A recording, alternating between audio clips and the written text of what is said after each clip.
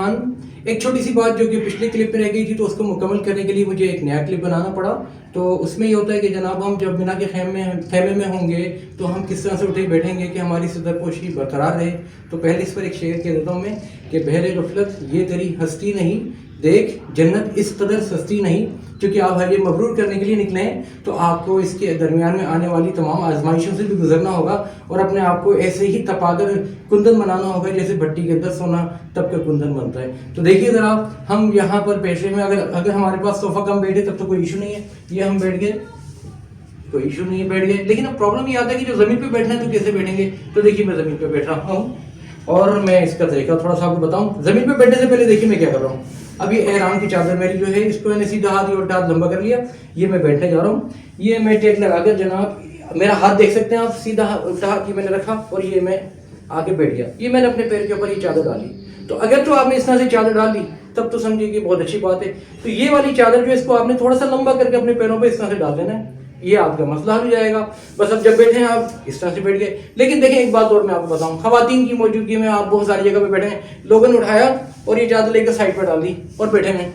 तो मेरे भाई ठीक है, सत्र औरत तो आपको छुपा हुआ होगा इस तरह से, लेकिन इशू क्या आ रहा है, बहुत सारे घराने जो होते हैं वहाँ पर खवातीन के जो हजरात होते हैं वो उमन जिस्म के ऊपर की चादर नहीं उतारते, तो उन खवातीन को एक गिरान गुजरता है। तो बेहतर है कि ये जो चादर आपके पास है इसको बहर के आप आदाब महफिल के हिसाब से अपने कांधों पर डाल कर रखें और थोड़ा सा अपने आप को ढांप कर रखें ताकि उन खवातीन को किसी किस्म की परेशानी का सामना ना हो। बाहर ये आपके पास चादर देखिए सामने मैंने ऐसे डाल दी और आप इसको छुपा के रखिए। और अगर तो ये आपके पैर से टच हो जाती तो कोई मसला नहीं है। एक बात और, वजू करने गए, गर्मी में खड़े हुए हैं, गांव देहात से आते हैं तो जाहिर है वहाँ पर एक आदत होती है, वो क्या होती है, लीजिए जनाब वजू करने पहुंच गए, ऊपर की चादर उतारी, वहाँ तो मर्द खवातीन तो है ही नहीं तो चादर उतार लेते हैं, लीजिए जनाब ये डाल दी दूसरे बचाने के लिए। नहीं भाई ये चादर सर के ऊपर नहीं आएगी, सर के ऊपर बालों के ऊपर कतन आपने कोई चीज़ नहीं छुपानी। एक बात। दूसरी बात एक ये भी होता है जनाब कि चादर पड़ी हुई है आराम की, नजला जुकाम हो गया और ये ली, या फिर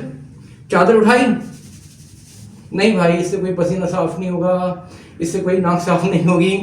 आपने अगर नाक साफ करनी तो टिश्यू पेपर को 2 उंगली पर लपेट कर बस ऐसे करके लगा लें खाली, ये मलने की जरूरत नहीं है टिश्यू पेपर को भी और चादरों को भी। ये सब कुछ एक बात हो गई।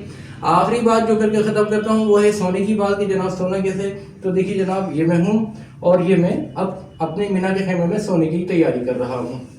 तो ये चादर मर्दाही मर्द होंगे सारे, चादर ली, ये हम लेट गए और ये चादर के हिस्सा हमने ऐसे उठाया और इसको वही बिल्कुल जैसे आपको बताया बीच में डाला और ये किया और ये जनाब लेट गए, हाथ रख लिया, पीछे कोई क्या कहते हैं आपका बैग रख लिया, ठीक है। तो इस तरह से करके अपने चेहरे को भी खुला रखा और ये कर लिया।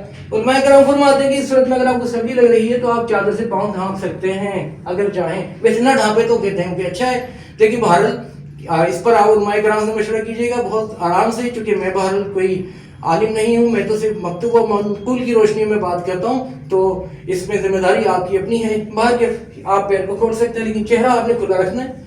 अब इसमें आपने करवट लेनी है, आपने ऐसे लेटना है, उसके लिए आप अपना हाथ रख सकते हैं। जाहिर अब आपका हाथ रखा हुआ है तो चादर नहीं लगी, तो मैं समझता हूँ बहुत आराम और सुकून की नींद आती है आराम की हालत में भी। लेकिन आखिरी बात दोबारा से शुरू करता हूँ कि भाई जब भी बैठें तो ये जो ऊपर की चादर है ना आपकी ये वाली इसको आप जब भी बैठें यूं करके बैठे भाई, यूं। और ये मैं आपको बताऊं 40% हाजी इस बात का एहतियात नहीं रखते कि उनका एहराम सतरे औरत खुल जाता है सामने से, तो उनको ये चादर इस्तेमाल करने नहीं आती। खुदा के लिए इस चादर का इस्तेमाल करना सीखें। इसका मतलब सिर्फ ऊपरी हिस्से को ढांपना नहीं होता, इसका मतलब निचले हिस्से को भी अपने छुपाने का मकसद होता है, इसको हम ऐसे इस्तेमाल करते हैं। तो मेरा ख्याल है कि आज की इतनी बात काफ़ी हो गई।